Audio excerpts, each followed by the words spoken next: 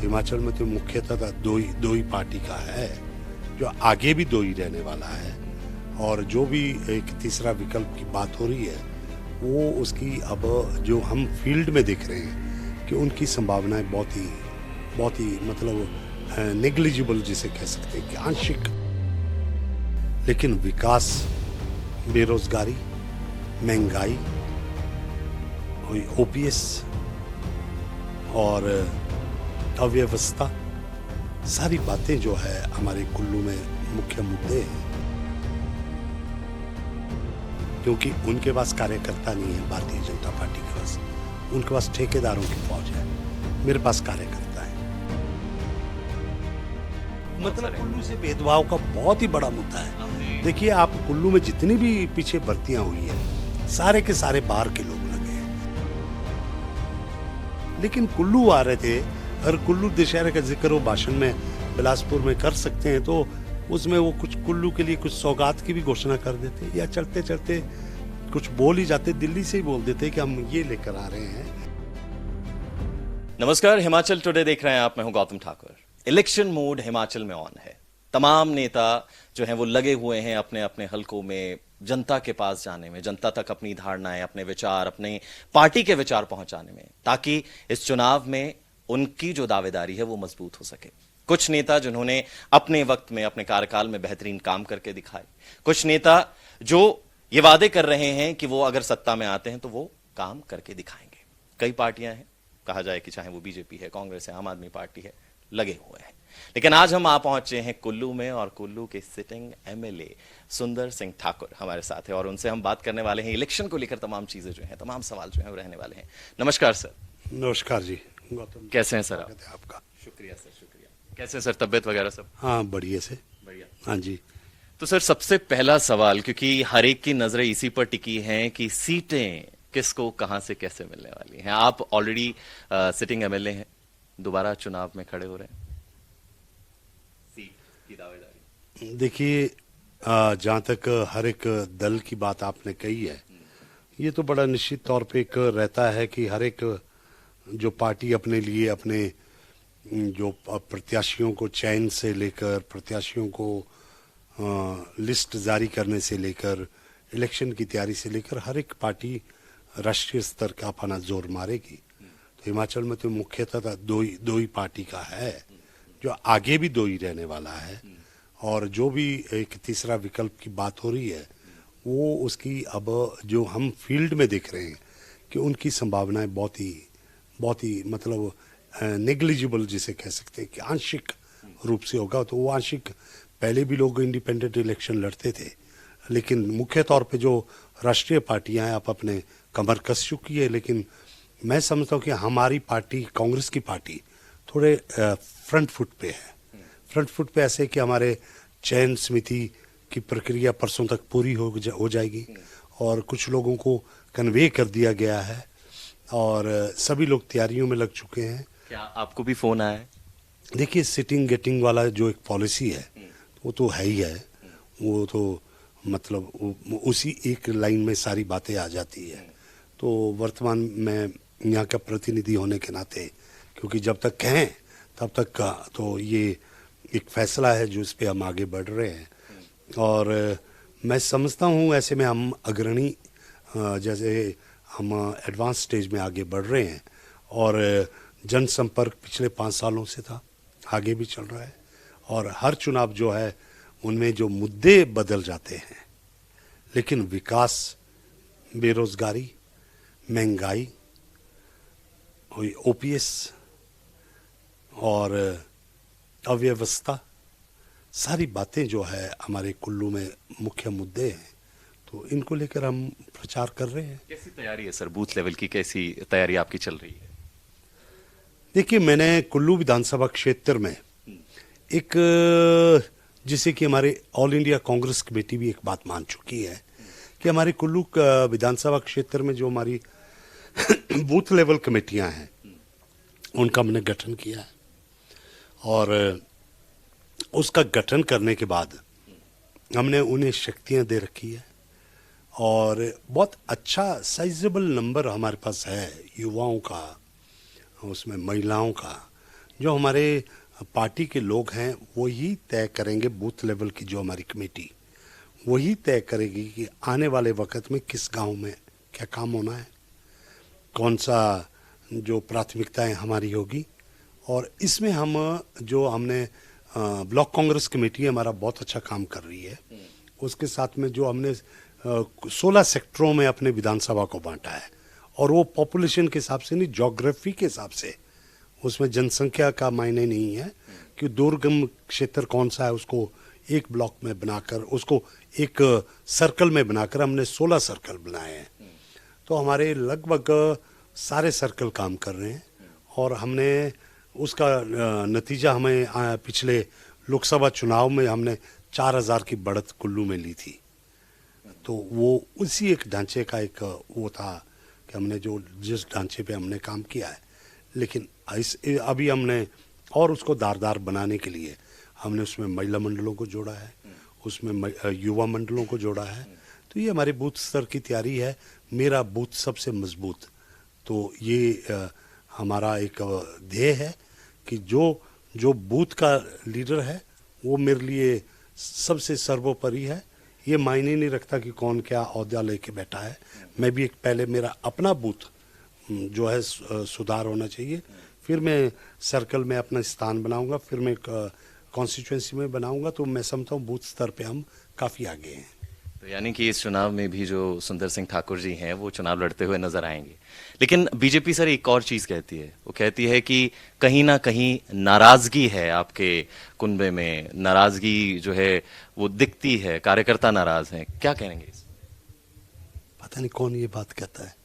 वो मुझे एक उन्हें वो अपना घर संभालने की बात करे। हमारे जो अभी देखिए ऐसा एक परिवार है, परिवार में हमेशा संवाद होता है, सारी बातें हैं, ये संवाद हमेशा चलता रहता है। लेकिन ऐसा कुछ भी कोई ऐसा एक भी कोई वो मुझे नाम बता दे, है ना, तो शायद उन्हें तो इतने नाम भी मालूम नहीं होंगे, क्योंकि उनके पास कार्यकर्ता नहीं है। भारतीय जनता पार्टी के पास, उनके पास ठेकेदारों की फौज है, मेरे पास कार्यकर्ता हैं। और जो कुछ तो प्रमुखता से आपको नजर आएंगे, कुछ ऐसे हैं जो कि गांव स्तर पे आज भी हमारा एक एक कार्यकर्ता जो गांव में पोस्टर लगा रहा है, पोस्ट डाल रहा है, मेरे पास सभी सोशल मीडिया से जुड़े हुए हैं। मैं नहीं समझता अगर कहीं पे ऐसा, देखिए बड़ा परिवार है, कोई छोटी बात तो है नहीं। 1 लाख की जहाँ पॉपुलेशन हो, जहाँ पे कांग्रेस पार्टी में अगर हमारे एक बूथ में अगर कर्मठ 20 लोग भी हों तो 154 बूथों में 3000 की संख्या बनती है। अगर उसमें 15-20 लोगों की कुछ हमारे होगा तो निसंदेह जब हम बूथ पे उतरेंगे तो उनकी भी बातों को कोई। अगर मैं बात करूं कि पूरे शिमला में बीजेपी की जयराम ठाकुर की सरकार रही, कुल्लू में आप जो हैं वो संभाल रहे थे चीजें, तो कितना संघर्ष रहा आपके लिए इन 5 सालों का, चीजों को संभालना, लोगों के लिए काम करना? मैंने तो पूरा वक्त जो संघर्ष में काटा, पहले तो ये था कि कुल्लू में अव्यवस्था अस्पतालों को लेकर, अस्पताल के बहुत ही बुरे हाल थे। और सबसे पहला किस्सा ये हुआ कुल्लू हॉस्पिटल में कि एक जच्चा बच्चा माँ बेटे की वो जो है डॉक्टरों की लापरवाही से यहाँ पे मौत हुई। हमारे यहाँ दारा चौंक कोठी उसके वो थी, परिवार था, तो जच्चा बच्चा की मौत हुई।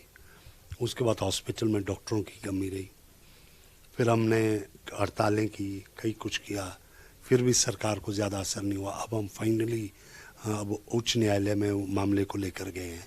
बुनतर पुलों को लेकर, बुनतर में सब्जी मंडी पुल है, कुल्लू की कनेक्टिविटी के लिए भूतनाथ पुल है।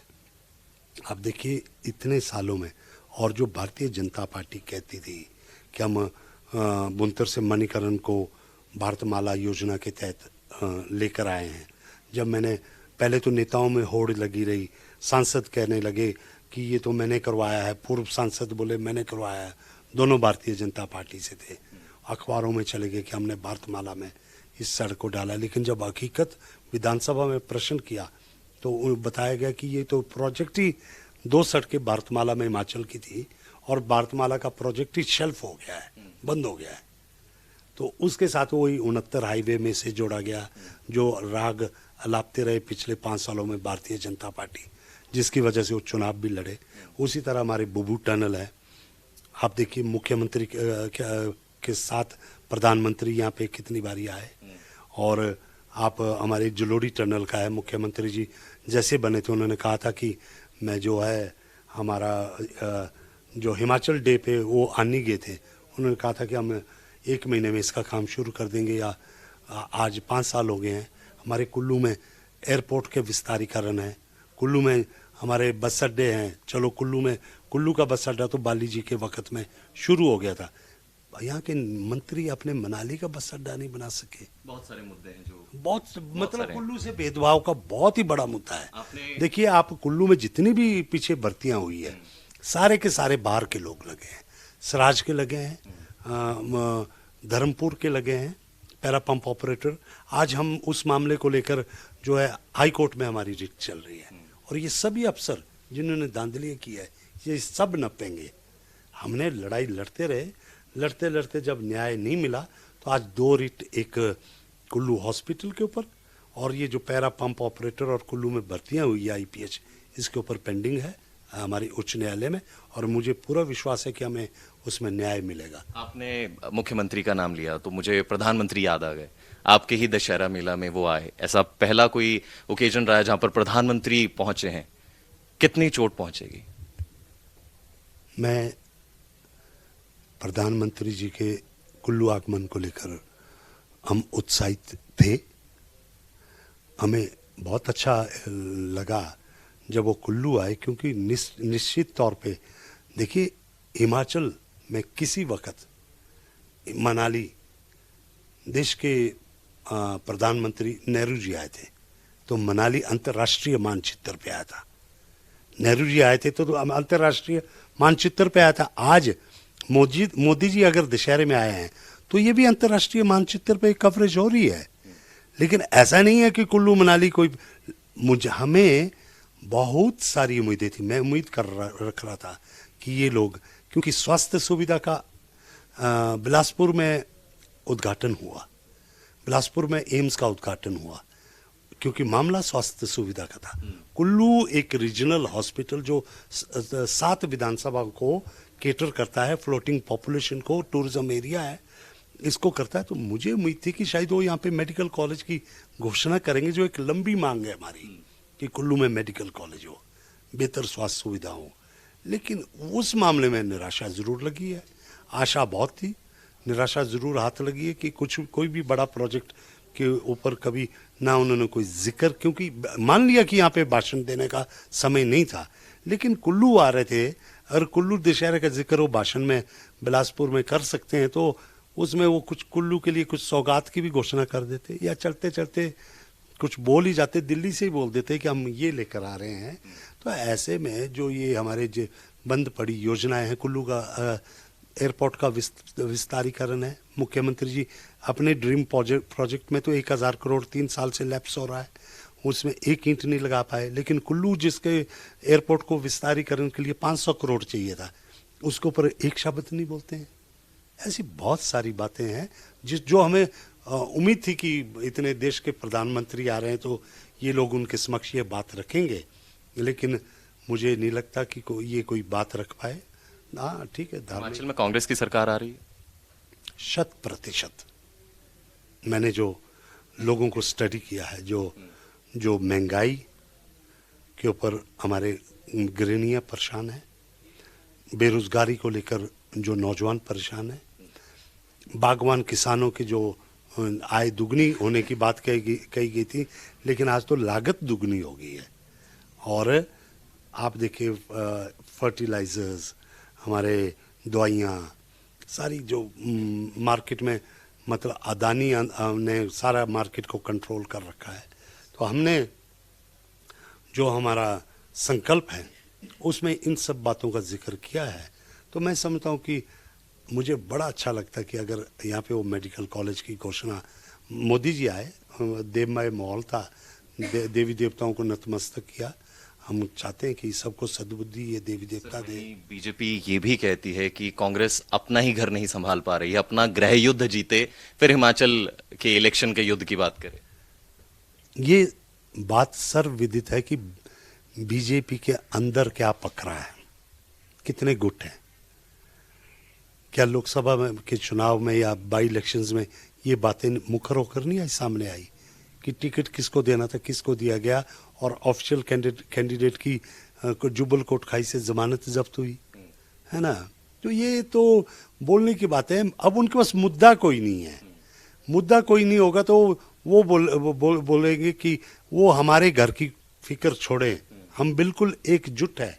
मैंने कुल्लू में सभी नेताओं को इकट्ठा किया था, हम बिल्कुल एकजुट है। हमने तो वो भी वक्त देखा जब ये हमारे राजा साहब और सुखराम जी का हिमाचल में बहुत बड़ा आप अपने ग्रुप्स होते थे, लेकिन उसके बावजूद बहुत सारी सीटें जीत के आते थे। लेकिन हाँ जी, मैं आपको एक बात बता दूं, जहां तक ये सवाल है कि वो कह रहे कि इनका नेता कौन है, मैं एक ही बात कहना चाहता हूं जो कि बहुत ही आज के मौके की बात है। वो ये है कि अगर जयराम ठाकुर अपने सीएलपी के नेता बन सकते हैं, उनसे बड़े हुनर वाले लोग, उनसे ज्यादा अनुभवी लोग हमारे पास हैं, उन्हें चिंता करने की जरूरत नहीं है। चेहरा क्यों नहीं कांग्रेस डिक्लेयर कर देती है, क्योंकि चेहरे को लेकर ही सारी मारामारी क्यों चल रही है? देखिए, हमेशा ही ऐसा होता है। जब तक वीरभद्र सिंह जी थे, वो एक बहुत बड़े एक शख्सियत थी, बहुत बड़ी पर्सनैलिटी थी।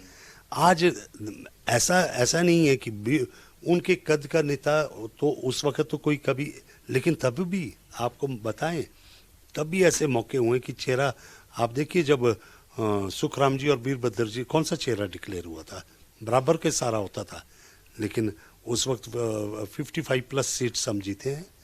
और ऐसा कुछ नहीं है।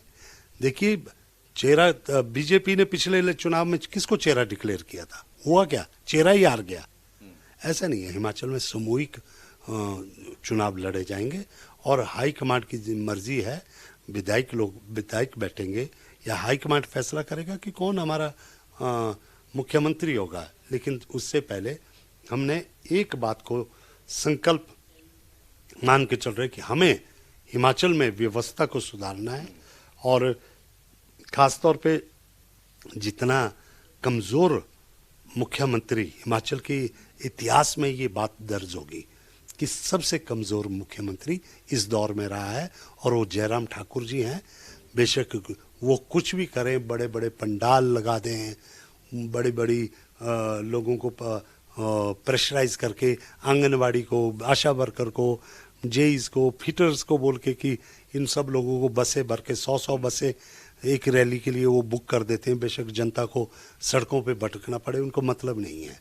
आज वो सरकारी खर्चे से अपना प्रचार कर रहे हैं, लेकिन इससे कोई फर्क नहीं पड़ने वाला है। हिमाचल एक जो प्रदेश है, पूर्ण साक्षर राज्य है। सर, यहाँ पे आपने कहा कि प्रचार की आपने बात की, अब बीजेपी के लिए पीएम मोदी आ रहे हैं, वहीं दूसरी ओर राहुल गांधी, सोनिया गांधी जो हैं वो पदयात्रा पे निकले हुए हैं, भारत जोड़ो यात्रा कर रहे हैं। आपको नहीं लगता कि अगर वो हिमाचल का दौरा करें, हिमाचल के लोगों को साधें, तो हिमाचल में कांग्रेस पार्टी जो है वो और ज्यादा स्ट्रांग होगी, उसका स्कोप और ज्यादा इंप्रूव होगा? देखिए, देश की जो वर्तमान स्थिति है, दक्षिण से लेकर उत्तर तक जो एक यात्रा की जा रही है, वो यात्रा इसलिए की जा रही है कि देश में जो हमारा आपसी भाईचारा वो टूटता जा रहा है, जिस प्रकार से यहाँ पे चल रहा है। ऐसी हालात में आप देखिए, किसानों के साथ क्या अत्याचार हुआ। 3 किसान बिल, 2 साल वो सड़कों पे लगे रहे, तो किसने झुकाया? सरकार को, किसानों ने झुकाया। इसी तरह अगर देश को एकता में, अखंडता में रखना है, तो हमारे शीर्ष नेतृत्व अपना काम कर रहा है। हिमाचल में भी आएंगे, ऐसा नहीं है। अभी तो इलेक्शंस डिक्लेयर नहीं हुए हैं, हिमाचल में भी हमारे जो है प्रोग्राम आने स्टार्ट हो गए हैं। ज़रूर रैलियां होगी, और हिमाचल में स्थानीय जो मुद्दे हैं वो बहुत प्रभावी रहेंगे। खासतौर पे बेरोजगारी है, बागवानी है, ओपीएस है, ये सारे मुद्दे, महिलाओं के लिए जो है मान सम्मान देने की बात है, या हर घर लक्ष्मी कार्यक्रम है, ये बहुत प्रभावी रहेंगे। ये किसने बनाए हैं? ये हमारी सेंट्रल लीडरशिप ने ये सारे संकल्प उन्होंने तय किए हैं, लेकिन ऐसा कुछ नहीं है। आप देखिए सभी शीर्ष नेतृत्व जो है हिमाचल की जंग में कूद पड़ेगा। आखिरी सवाल सर कि कुल्लू में कितना स्ट्रांग मुकाबला बीजेपी और कांग्रेस में इस बार जो है वो देखने को मिलेगा? देखिए चुनाव होते हैं, मुकाबला है। ऐसा नहीं है कि हम कभी भी बोलते हैं ना प्रतिद्वंदी को कमजोर नहीं मानना चाहिए, लेकिन इस बारी का चुनाव मैं देख रहा हूं कि जितनी एंटी इनकम्बेंसी इस सरकार के खिलाफ है, महंगाई को लेकर, कुल्लू से भेदभाव को लेकर, बेरोजगारी को लेकर, आप देखेंगे कुल्लू जिला में ये शून्य इनका खाता भी नहीं खोल पाएगा। और जो मुझे रुझान मंडी से भी आ रहे हैं, मंडी के अंदर भी जो हालात है या शिमला से हैं या कांगड़ा में हैं, बहुत ही बेहतर इस बारी चुनाव होने वाला है कांग्रेस के पक्ष में। और मैं समझता हूं कि क्योंकि हम सारे मिलकर चुनाव लड़ेंगे। और ख़ासतौर पे आपने स्पेसिफिक कुल्लू के बारे में पूछा है, तो मैं बहुत ही उत्साहित हूं कि कुल्लू में कम से कम जनता ने मन बना लिया है कि भारतीय जनता पार्टी से छुटकारा पाना है। शुक्रिया sir, thank you so much. तो अब देखना यही होगा कि चुनाव के नतीजों में क्या होता है, क्योंकि सबकी नजरें वहीं पर हैं, क्योंकि जनता किस पर अपना प्यार, अपना भरोसा न्यौछावर करती है, वो जो है वो उस तारीख में पता चलेगा जब नतीजे सामने होंगे। तय होगा कि किसकी झूली में हिमाचल की सरकार की कुर्सी जो है वो जाने वाली है। तो फिलहाल मुझे यानी Gautam Thakur with the cameraman Rakesh दीजिए इजाजत। बने रहिए हिमाचल टुडे के साथ।